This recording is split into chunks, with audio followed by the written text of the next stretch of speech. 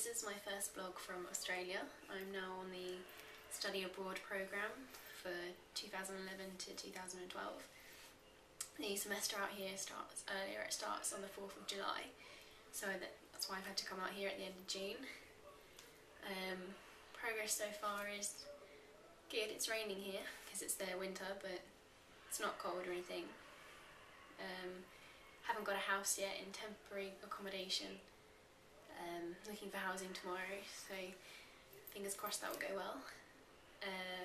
The reason I haven't got housing before coming out here is because they suggest not signing contracts until you're actually in the country, so you know what you're signing. A long flight. Had to stop at Dubai for 6 hours.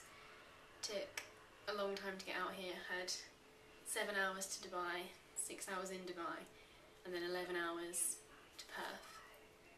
But I think I'm recovered from that now. Arrived yesterday evening, so that's okay. So far, had a few problems.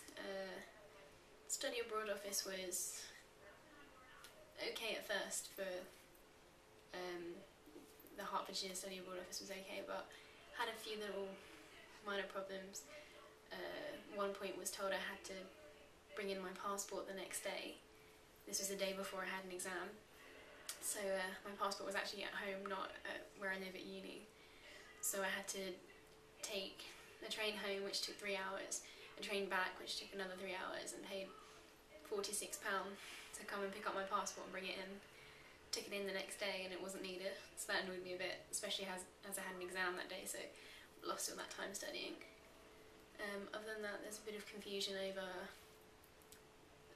getting visas. A lot of miscommunication there, like you need this number before you get a visa, and to get this number you have to do this, and you need to get your assurance before you can get this visa number, and all of this. And I was told I couldn't accept my offer until I'd got my visa, but it turns out I couldn't get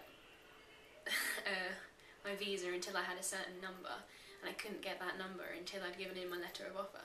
So I was going round and round circles in like a catch-22 for a while, but thankfully that got sorted. Other than that, it has been, quite good dealing with study abroad.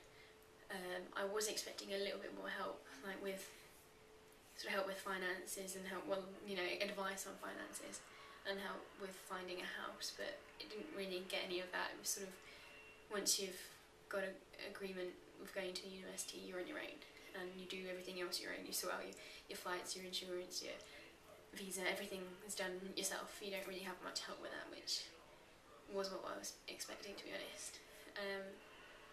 There was a lot extra costs from what I was prepared for. In an original meeting, I was told that we wouldn't need to buy insurance because we get it through the University of Hertfordshire. It turns out only certain countries are eligible for that, and Australia wasn't, so that was another £200 on that. Visa, weren't really told how much we would have to pay for visa or anything much about it.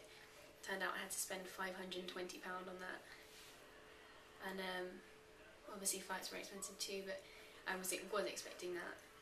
The only good thing is student finance might be able to reimburse some of them costs, but you only find that out once you've returned home, so you're sort of living in uncertainty of whether you'll get that money back or not.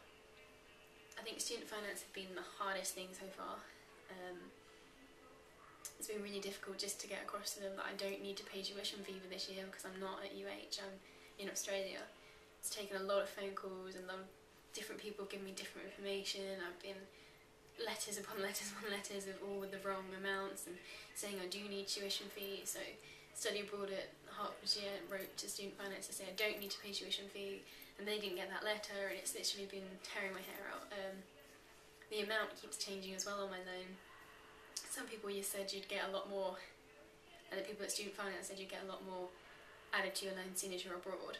Other people said your loan would go down by half. As it stands now, I still don't know what my loan amount is going to be, even though I'm here and I'm a bit stuck now. So yeah, I'm supposed to have found out yesterday what my loan amount is, the fact that I'll get no tuition fee, and hopefully that I'll get it early, obviously due to starting the term early.